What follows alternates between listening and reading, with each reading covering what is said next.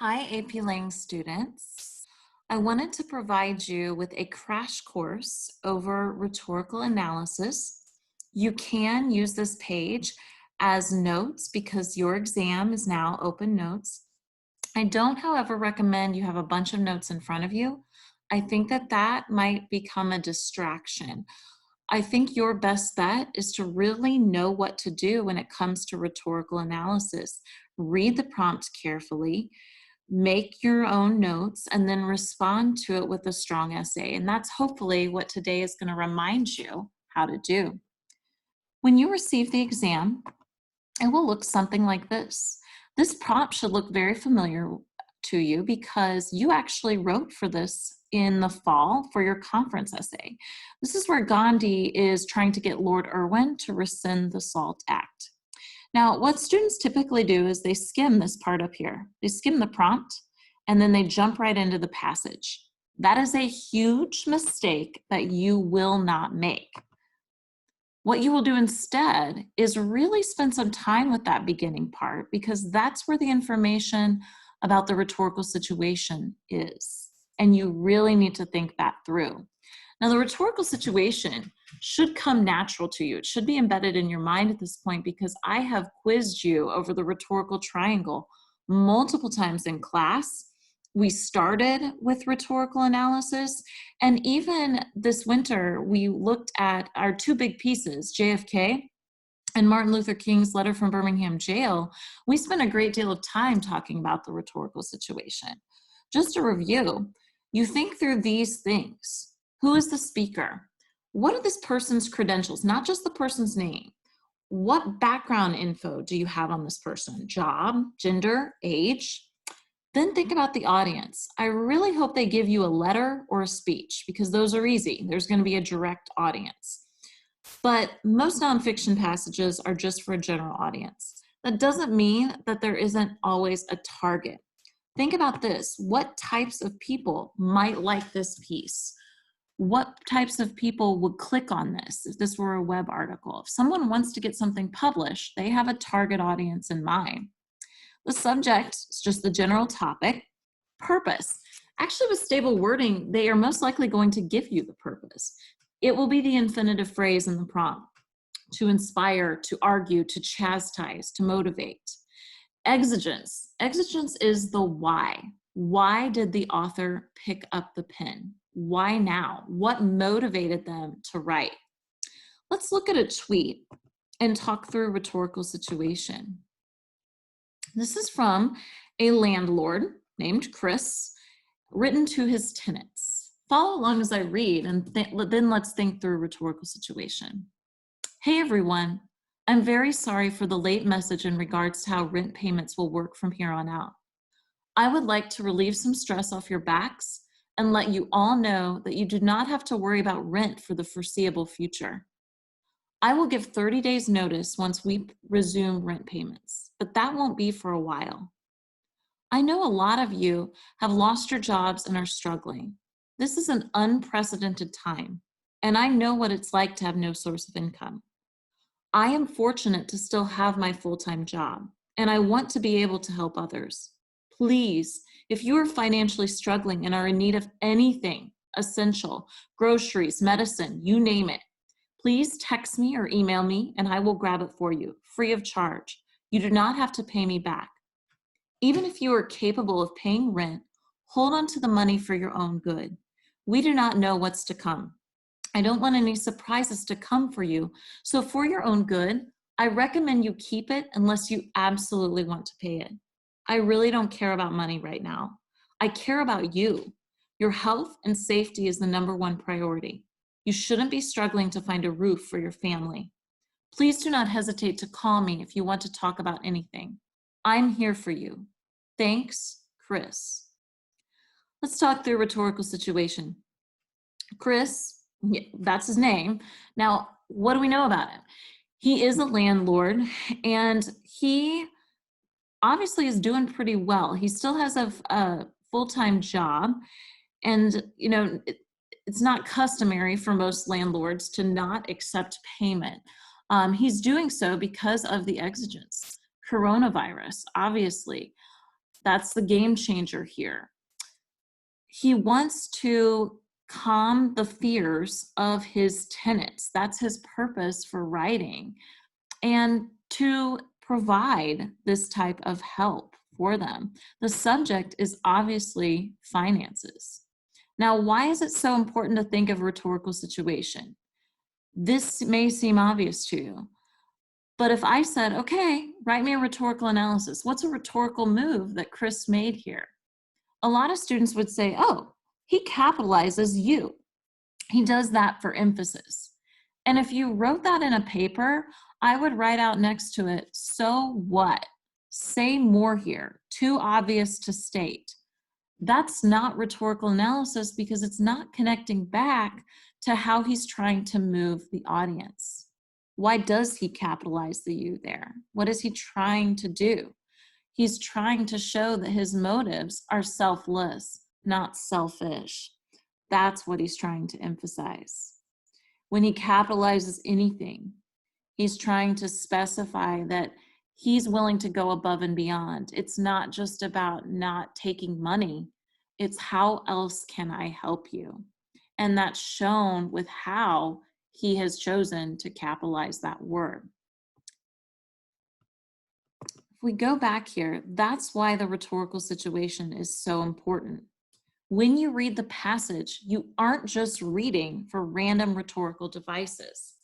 Now, remember, you're not going to get a tweet. You're not going to get something easy. You're going to get a pretty difficult prompt, but it's still the same task. You look for strategic moves the author is making to affect the specific audience. For instance, don't talk about a metaphor unless you know why it would move the audience. Don't just say the author is appealing to emotion. Is the author guilting the reader? Is the author trying to provoke anger to get the audience on his side? Be specific. And this is really important when it comes to the rubric. Let me show you why. You've seen this rubric before, but it's the same one that your essay will be graded on for the exam. Now, notice the difference between the two, which I don't think is going to get you any credit, versus the three. When you get to the three, you'll notice over here it says explains how at least one rhetorical choice contributes to the writer's message. That's not in the two category. Having an understanding and demonstrating it with rhetorical situation can bump you over here. And you have to be over here in order to get the sophistication point. Now notice in the two, you can make one point well, but other points need more development. So even though this says at least one rhetorical choice, you're gonna have to do that multiple times, multiple supporting claims. Otherwise it's a fluke. You just did it once and it's kind of random. Your whole paper, every time you talk about a rhetorical choice, you connect it back to the writer's message. That is imperative. That is the whole goal of rhetorical analysis. Now, how do you tackle this prompt? I want you to analyze in order of the text. Let's go back to Gandhi. You want to go in order. You don't want to just pick out random rhetorical strategies. So you want to think about a great way to do this is what's the writer doing in the beginning? What's the writer doing in the middle? What's the writer doing in the end? And then that way that narrows in to how you analyze and narrows your number of paragraphs in your paper. One thing you want to look for is tone shifts and where the purpose is changing. That also might help you organize your paper. After reading and analyzing, you are then going to develop your thesis, where you identify rhetorical choices. Remember, the rubric makes a big deal out of your thesis, which is why we've spent a ton of time on it in class. Your thesis must respond to the prompt, and it must list the writer's rhetorical choices. Just a reminder, if you don't have a thesis, you cannot move beyond this one. The thesis is the most important thing here because it's worth that 1 point. You need to have one, you need to have a good one. Let's look at some good ones. Throughout his letter, Gandhi applies a conciliatory yet forceful tone, places the blame onto the British, and continually repeats his plan for the march in order to convince the British to reverse their policies before he acts. By describing the British control of Indian commerce as greedy and misguided, clearly asserting the peaceful nature of the protest, and offering to negotiate with Viceroy Lord Irwin, Gandhi makes the case that his nonviolent protests stand up for the good of mankind against the tyranny of the British. Notice the strategies here: describing the tone, placing blame, repetition. All listed right here in this thesis, very clear. That's what you definitely need to have, and that's very important. Intros. You are not going to spend a ton of time on intros. Some of you are natural writers. A crafty introduction is going to come to you easily, and you should go with it because that shows your style. Some of you, that is not going to come naturally. What you need to do is take the context information, identify the rhetorical situation, and just get your reader to the thesis. You cannot spend an abundance of time trying to think of a hook. The thesis is the most important part of the intro.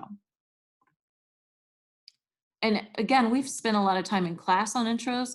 Feel free to review your notes on that. Body paragraphs. This is where you should spend the majority of your time because evidence and commentary matters so much.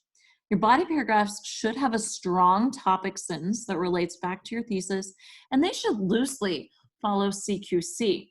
Now remember, CQC is a framework, but this cannot sound like your 7th grade sibling wrote it. It needs to be CQC 2.0. Think of it this way: the claim, that's the what; the quote, where; commentary, why. Look at these examples. Claim, this is your topic sentence. You're going to identify the rhetorical choice the author is making and how it contributes to the writer's message. Gandhi's rhetorical tactics place the blame onto the British. When he continually reassures them of his nonviolence, he is demonstrating that the Indians are not going to act violently, thereby indirectly asking the British if they too will follow the Indians. We know this paragraph is going to be how he is placing blame. Quote, think of it this way: you can't just say that without proving it with evidence. The quote is the evidence. Prove your point with specific evidence. Integrate all your quotes. He uses phrases such as, unless the British nation retraces its steps, and if the British commerce with India is purified of greed. This isn't the best quote integration I've ever seen, but the student is providing evidence, and what the student does well is the commentary, which I'm going to show you in just a moment. The commentary is where you should spend most of your time. It's the why. It's where you're actually analyzing. A lot of students struggle when I say why. They say, I really don't know what you want me to say. Here's what I want you to say. I want you to prove how the author is being smart with this choice. This actually came from a student who wrote this on one of their quizzes just out to the side, and I thought it was so brilliant. How is the author being smart with this choice? These statements are Gandhi's way of placing responsibility onto the British. They evoke the sense that the violence and conflict are the British's fault, not the Indians. In this way, Gandhi leaves it to the British to decide whether they want to stop their actions, thereby evoking a sense of guilt and responsibility in the British. These methods serve Gandhi's purpose of asking the British to revise their laws without outrightly asking. His methods make the British the aggressors, and in this way, makes the British consider their position more fully. Conclusions. Your conclusion should be short, and you have two options here. You can either analyze how the author ends. What's the end part? Is it a call to belief, a call to action? What are they doing there? Or you can discuss the big picture.